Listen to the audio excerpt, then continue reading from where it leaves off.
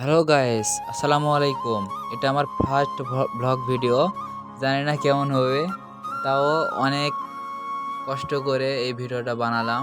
আজকে যাচ্ছি মূলত আমার ওয়াইফের যে ডাচ বাংলা ব্যাংকে স্কলারশিপ আসছিল। গতকালকে ডাচ বাংলা ব্যাংক থেকে আমার ওয়াইফের ফোন আসছিল যে আমার ওয়াইফ বলে ডাচ বাংলা ব্যাংকের স্কলারশিপে সিলেক্টেড হয়েছে। এই জন্য ওখান থেকে বলছিল যে আজকে যেই কোরিয়ার সার্ভিসে ওরা ওই পত্রটি পাঠিয়েছে, ওই কোরিয়ার সার্ভিস থেকে নিয়ে আসতে হবে। এই জন্য আমি আর আমার মামা নওগাঁ যাচ্ছি। যে আর কোরিয়ার সার্ভিসে আমার বইয়ের যে ডাচ বাংলা ব্যাংকের যে একটা চিঠি আসছিল, ওই চিঠিটা ওই ডাচ বাংলা ব্যাংক থেকে ওরা কোরিয়ার সার্ভিসের মাধ্যমে নওগাঁতে পাঠিয়ে দিয়েছে। এই জন্যে এখন যাচ্ছি মূলত নওগাঁতে। আমরা ফেরিঘাট থেকে রওনা দিছি, এখন রাস্তার মধ্যেই আছি। প্রায় 25 মিনিট পর আমরা নওগাঁ পৌঁছাবো। এখন আর একটু তাহলে আমরা সতীহাটে যে পৌঁছাবো।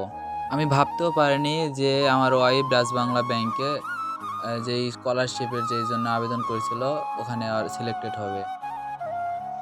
যখনই আমার শ্বশুর বাড়িতে যাই তখনই আমার শাশুড়ি বলে যে বৃষ্টি, তুই কি ডাচ বাংলা ব্যাংক থেকে ফোন পাইছিলি? ওরা কি ফোন টোন দিছিল? অনেকবার জিজ্ঞেস করছে, আমার শ্বশুরও জিজ্ঞেস করে, কিন্তু আমার ওয়াইফ বলে যে না, ওরা ফোন দেয়নি, সরকার চেঞ্জ হয়ে গেছে আর দেয়, মনে হয় না দিবে।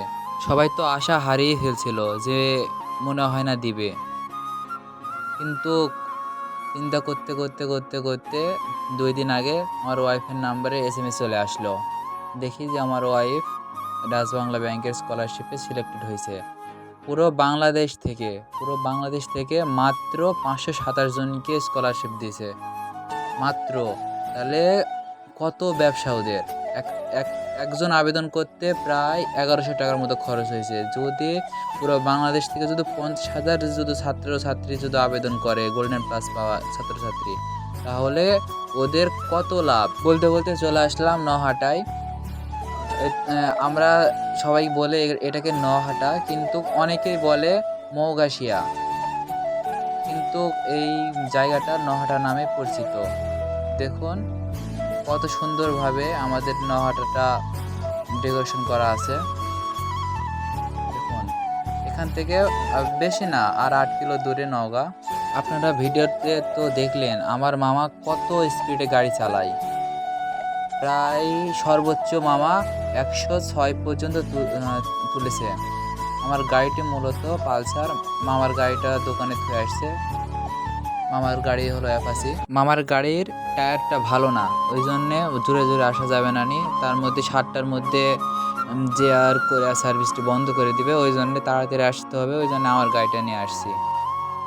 এত জোরে আসছে কি বলবো, আমি ঠিকভাবে ফোনটা ধরে ভিডিও করতে পারছি না, এত জোরে আসছে।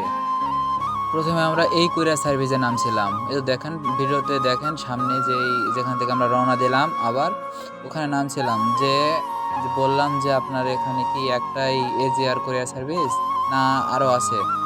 বলল যে না, এখানে বড় লেনদেন করার জন্য এখানে একটা, আর নওগাঁ সুপারিপট্টিতে আছে আর একটা।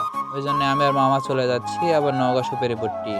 মামা আবার চিনে না যে সুপারিপট্টি কোন জায়গা ধরে, আমিও চিনি না।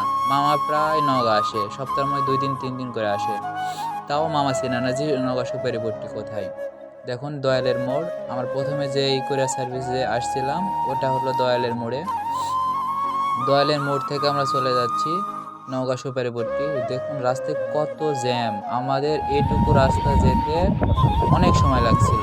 তারপর দেখুন সামনে পুলিশ মামার গাড়ি। আমাদের 2 জনের কাছেই হেলমেট ছিল, এই জন্যে আমাদের সেরকম ভয়ও লাগেনি যে গাড়ি ধরবে, কেস দিবে, এই হবে সেই হবে। তাও মামা পরবর্তী ভিডিওতে আমরা দেখাবো যে ওই চিঠির ভিতরে কি কি ছিল, ওরা চিঠিতে কি কি দিয়েছে, কি কি বলছে। তারপর আমি বাড়িতে যে দেখাবো যে আমার ওয়াইফ কতটা আনন্দিত চিঠিটা পেয়ে। আমার আজকের ব্লগ এই পর্যন্তই। ব্লগটি ভালো লাগলে আমার চ্যানেলটি সাবস্ক্রাইব করে দেবেন, এবং যদি পেজে যদি আপনারা দেখেন তাহলে পেজটি ফলো করে দেবেন।